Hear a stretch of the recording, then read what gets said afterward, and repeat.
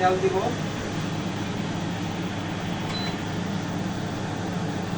অনিয়নটা দিলাম,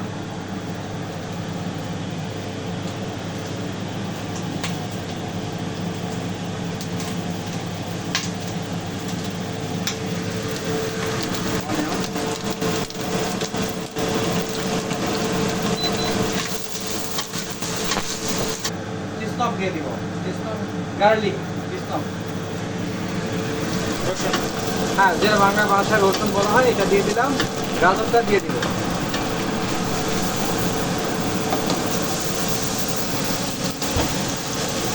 তেল দিলাম যাতে এটা ভালো ভালো হয়, রসুন বেশি ভাজা হইল না, কারণ রসুন যাতে ফ্লেভার নষ্ট না হয়ে যায়। ভাজার পরে এটা এই গাজর, অনিয়ন, গার্লিক, রসুন যেটা, এটা ভাজার পরে 1 মিনিট, এরপরে আমরা দেবো এটা শ্রীকলা, এই রাশিয়ান ভাষায় বলা হয় শ্রীকলা।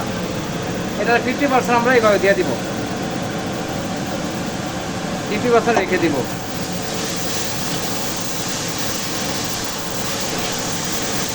এগুলা যখন একটু নরম হয়ে যাবে, একবারে সফট হয়ে যাবে, তখন এটা বুঝতে হবে যে এটা রেডি হয়ে গেছে। সস টমাটনায়া পাস্তা, এটা আমরা দিব এখানে 50 থেকে 60 গ্রাম। এই যে আমরা এই যে এরকম দিয়ে এই যে এই পরিমাণ দিলাম, 100 গ্রামের জন্য।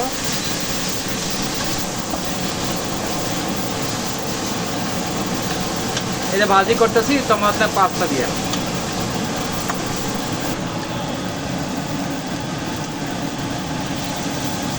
এটা বস তো কালারটা কত সুন্দর একটা কালার, যাতে পুড়ে না যায় এই জন্য এটারে আমরা একটু পানি দিলাম করার জন্য। এটা যখন সিদ্ধ হয়ে যাবে তারপরে দিবা এটা বাঁধাকপি, 5 থেকে 7 মিনিট ফুটান্ত আগুনে গরম করতে হবে, সিদ্ধ করতে হবে। তারপরে 7 মিনিট পরে আলুটা দিবা, আলুটা 5 থেকে 6 মিনিটের ভিতরে আলুটা সিদ্ধ হয়ে যাবে, কিন্তু একসাথে দেওয়া যাবে না, এটা আগে দিতে হবে পরে আলু দিতে হবে, এটা সিদ্ধ হতে সময় নেবে। সব গরুর যে স্যুপ তৈরি করার জন্য বুলিয়নটা তৈরি করা হয়েছে, বুলিয়নটা আমরা নিতেছি।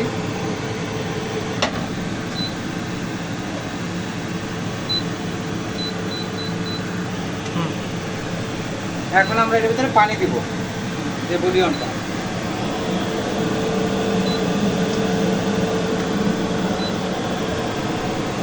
এটা হয়ে গেল। বাঁধাকপিটা ছেড়ে দিব,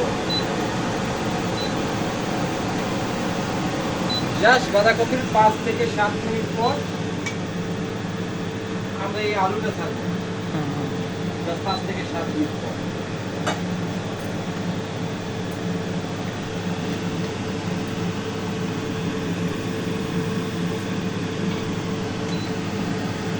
এটা গোলমরিচ, একটুখানি গোলমরিচ দিয়ে দিব ঝালের জন্য।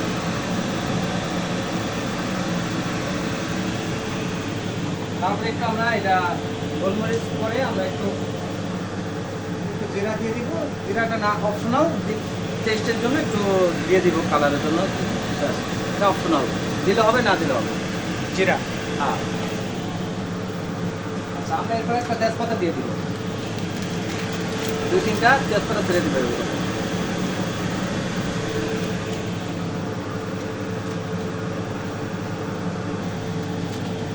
স্যুপ তৈরি করার জন্য আমরা 2 ধরনের মশলা আছে, এটা ম্যাগি মশলা, যেটা এটা কুরিপ্রাভা ইন্ডাস্ট্রিয়াল কুরিপ্রাভা, আমরা এটা ব্যবহার করব, অথবা এটা ব্যবহার করব, যে কোনো একটা। এখন এই কুরিপ্রাভাটা আমরা দিব, পরিমাণ মতো দিব। এটা কিন্তু প্রচুর পরিমাণ লবণ, আমরা লবণ দিব না, এটা দিব পরিমাণ মতো। লবণ যেভাবে দেই ঠিক সেভাবে আমরা দিব, এটা পরিমাণ মতো। ঠিক আমরা চলে আসলাম 5 থেকে 7 মিনিট অলরেডি চলে আসলাম 5 থেকে 7 মিনিট। এখন আমরা আলুটা দিয়ে দিব। এই যে আলুর সাইজটা, এভাবে আমরা আলুটা এখানে ছেড়ে দেব। এবার একটু আমরা চিনি দিয়ে দিব। এটা মিষ্টির জন্য আমরা একটুখানি চিনি ব্যবহার করব, অল্প পরিমাণ। হ্যাঁ অল্প একটু চিনি, 5 থেকে 7 গ্রাম বা 10 গ্রাম চিনি ব্যবহার করব। স্যুপ বুঝে, পরিমাণ বুঝে, স্যুপ কী পরিমাণ আমরা স্যুপ ব্যবহার করব। আমরা গরুর মাংসটা যেটা সিদ্ধ করা দিছি, গরুর মাংসটা, এই গরুর মাংসটা তুলে এখানতে দিব। আগের থেকে সিদ্ধ করা থাকবে, জাস্ট এখান দিয়ে দিবে। এই যে গরুর মাংসটা পরিমাণ বুঝে জাস্ট মাংসটা দিয়ে দিবে। ফিনিশ, এই স্যুপটা ফিনিশ। এটা বশ, এই স্যুপটার নাম হচ্ছে বশ, রাশিয়ান স্যুপ বশ। এরপরে যখন সিদ্ধ হয়ে যাবে, এরপরে লাস্টে আমাদের কিছু অতিরিক্ত আছে, এটা আমরা দিয়ে দিব। এটা আমরা লাস্টে এটা দিয়ে দিব কালার হওয়ার জন্য। আমরা একেবারে দিতে পারতাম ফার্স্টে ভাইজে একবারে, তো আমরা এটা কালার করার জন্য 15 মিনিট এই স্যুপটা জাল করবো। 10 থেকে 15 মিনিট রেডি হয়ে যাবে স্যুপ। যখন স্যুপটা রেডি হয়ে যাবে তখন এটা বলা হয় এদেশে ভাষায় ওক্রপ, এটা পিতরুষ্কা। তখন আমরা এটা ডিজাইন ছোটো ছোটো করে কাইটে উপরে শুধু ডিজাইন করে দিয়ে দিব।